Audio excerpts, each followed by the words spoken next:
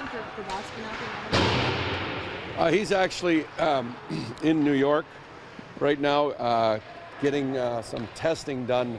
He's had some gastrointestinal issues where we've noticed that he's lost some weight over the last little while, and he's been getting an assessment done there. So when we were in New York, we made a decision that there's some world-class people to do an assessment on him. So they had a bunch of tests yesterday, and he had tests done this morning, and we'll have some results hopefully by later today, and he'll be back in Toronto this evening. How long is the problem with it's been a process that's probably gone on for probably more than 2 years for him. So it's not something that's just flared up. It's an ongoing ailment that we all get.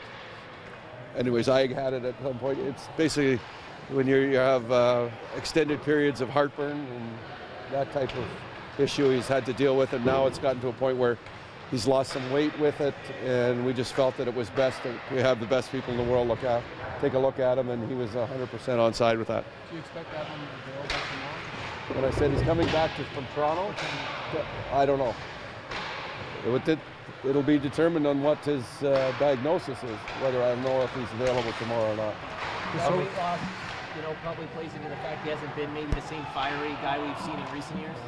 Well, again, that's what we're trying to determine, because there's been, I guess there's been enough assessment on what he's done and hasn't done.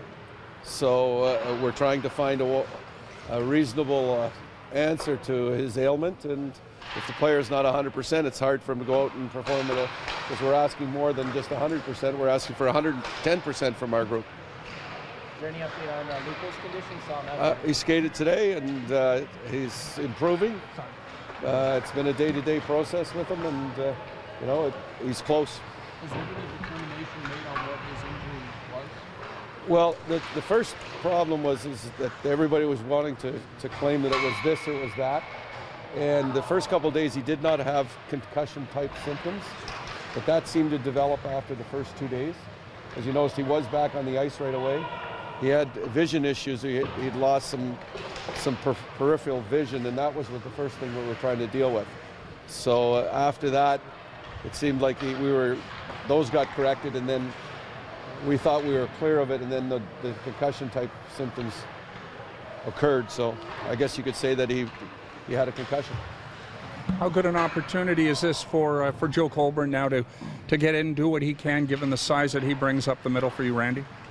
Again, he's a young player that we're trying to integrate into our lineup to find minutes for, and he's done very well at the American Hockey League, and we think that he can make a contribution at the NHL level. And it's important that he understands that the determination, the drive, the puck battles, the execution with the puck at this level is a lot different than the American Hockey League, and he's got to find a way to continue to make an impression at the NHL level. With Luco, is there any timeline? Is it possible he's available tomorrow? It's a day-to-day issue, so I can't give you any timeline. Obviously, with him staying for full practice, I said he's getting closer. He's closer today than he was yesterday, and hopefully that continues till he gives us the green light. Has he been cleared for contact, or is that still to happen? I think he has been cleared for contact because he is skating with us. Usually a player doesn't participate in practice if he's not cleared for contact. Are you hearing much of the white noise, like you like to call it, Randy, that tomorrow night's game could be a possible preview? You mean what you guys are talking about? Well, it's not just us. A few people that follow you guys as fans are as well. Yeah, there are a few people that are fans, yeah. Well, that's, again, it's not any different than the first time we met Montreal in Montreal. It's not any different than the last time we played them here. There's always going to be the Montreal-Toronto competition that's been in place over the years, the amount of media that are here today, the coverage that goes in the newspapers. All those things are great for the market and great for both markets and great for hockey. But again, it's our jobs as a coaching staff, and it's our jobs as management to put things in perspective and to get an understanding of how we have to play. And they're an opponent that kind of beat us up pretty bad the last time on the score sheet, and we'd like to rectify some of the things that we did in that game to give ourselves a better chance for success. What's the craziest rivalry you've been a part of, I don't know.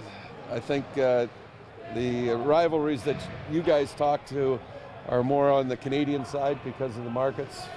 When I played or coached in Anaheim, the LA versus Anaheim from that level, and then when I played, there was always, there was the Battle of Alberta, and we were never really part of it in Winnipeg. And the problem is if we ever won, we beat Calgary one time, and then we had to face the Oilers. It was like, holy crow, here's the next one. So we never really got a chance to develop those. But I played in the the late 70s when Montreal and Toronto played, and Montreal beat us 4 straight. So I know what it's like winning 2 rounds of playoffs in Toronto, and I know what it was like to get beat up by the Montreal Canadiens 4 straight. So those rivalries go back a long ways, and I think it's as intense as any of them that you can talk about. The room's open. Right.